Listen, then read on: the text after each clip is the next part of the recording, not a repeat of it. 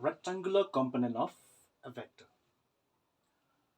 When a given vector is resolved into two mutually perpendicular directions, then the component of the vectors are known as the rectangular components of a given vector. For example, this is a vector A. Now, if you want to resolve this vector A into two rectangular components, that means you have to find the component of this vector A along x and y axis. Okay. Now, in order to resolve this vector A into two rectangular components, from this point P, we draw a line PM perpendicular to the x-axis. Again, from the point P, we draw a line PN perpendicular to the y-axis. Now, this length OM, this is known as the horizontal components of the vector A. And this line ON is known as the vertical components of a vector A. Okay. So looking in this figure, OMPN, right, we see this is a parallelogram. In this parallelogram, OMPN, if you apply the parallelogram law, then this OP is the diagonal of the parallelogram, and from the law of parallelogram of vector addition, we found that OP vector is equals to the sum of the adjacent sides, right? Of the adjacent sides of the parallelogram, that is OM arrow plus ON arrow. Or instead of OP, I can write A vector. Instead of OM, I'll write AX vector. And instead of ON, I'll write AY vector. Okay. Now, if I cap and j cap are the unit vectors along x-axis and y-axis, then this vector ax can be written as magnitude of the vector, that is just ax, times the direction, which is I cap. Similarly, ay vector can be written as magnitude ay times the direction, that is j cap. Okay, so therefore this vector A can be resolved like, instead of ax arrow, I'll write axi, plus instead of ay arrow, I will write ayj. So this is the equation for the resolutions of a vector A into two rectangular components x and y axis. Okay. Next is, suppose I know the values of ax and ay. That means I know the magnitude ax and ay. Then how to find the magnitude of the vector A? So in that case, if ax and ay are given, then to find magnitude of vector A, then we use like this. Suppose this angle is theta. That is the angle made by the vector A with respect to the x-axis. Then I can see here that ax is equals to a cos theta. How? Because we know cos theta in this right angle triangle is equals to base by hypotenuse. Your base is ax, your hypotenuse is a. So ax is equals to a cos theta. Similarly, ay is equals to how much? A sin theta. Right? Because if you take sin theta from this right angle triangle, then finally you will find ay is equals to a sin theta. Now squaring and adding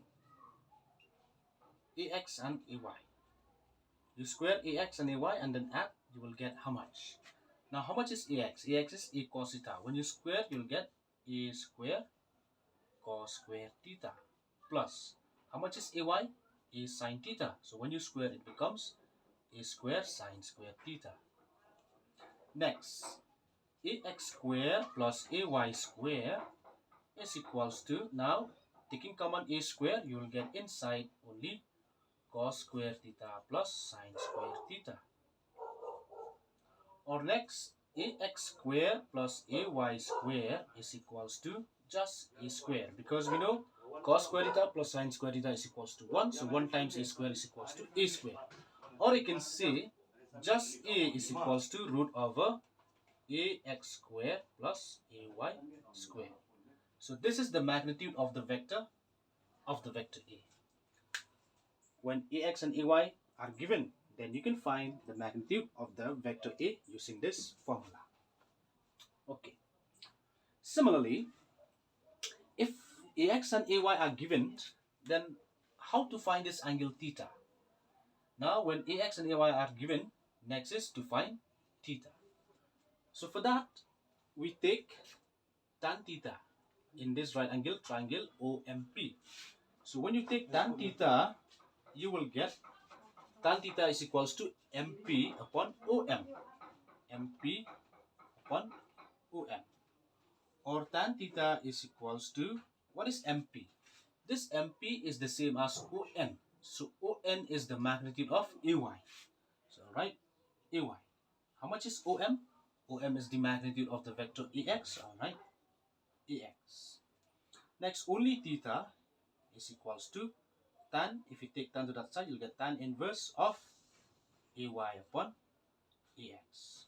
So this is the equation to find out the angle theta when AY and AX are given. Okay. So with this concept, we can extend the idea to a three rectangular component. That means if I want to resolve this vector A into three rectangular component along x, y, and z axis, then you will get the component of that vector along x, y, and z axis is written as A vector is equals to AXI cap plus AYJ cap plus AZK cap. AX is the magnitude along x, AY magnitude of the vector AY along y-axis, AZ is the magnitude along z-axis. I cap, J cap, and K cap, they are the unit vectors along along x-axis. J cap is the unit vector along y, and K cap is the unit vector along z-axis. Okay. Similarly, the magnitude of the vector A when ax, ay, and az are known will be given as ax square plus ay square plus az square. Okay, right? So these are the 2 points which are very important if you want to resolve the vector into three rectangular component, and also to find out the magnitude of the vector. All right.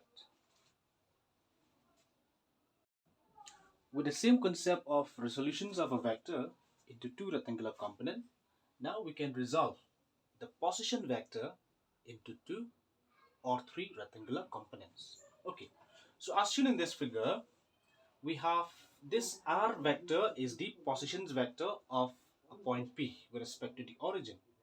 Now, I want to resolve this vector r into two mutually perpendicular axes. That means along x and y axis. Suppose this point P is having a coordinate x and y. Now from this point P, I drop a perpendicular PM on the x-axis. Then this line OM here will represent the magnitude of the vector R along x-axis. That means we write it as x arrow. Similarly, the magnitude, right? I mean, when you drop a perpendicular from a point P on the y-axis, then you'll get a line PN. And this ON here will give you the component of this vector R along y-axis. So, again, by parallelogram law of vector addition, OMP is a parallelogram, OP is the diagonal. So, therefore, I can say OP vector is equals to OM vector plus ON vector. Instead of OP, I can write R arrow. Instead of OM, I will write X arrow. Instead of ON, I'll write Y arrow. Or this R vector is equals to X arrow can also be written as magnitude times vector. The magnitude of X arrow is just X, and the directions of the X arrow is determined by I cap. Similarly, for Y arrow, I will write Y times J cap. So this is the resolutions of the position vector into two rectangular coordinate axes. And if you want to resolve this vector R into three components, then you need to just add one more terms, that is Z K cap. Okay, this is for three coordinate axes.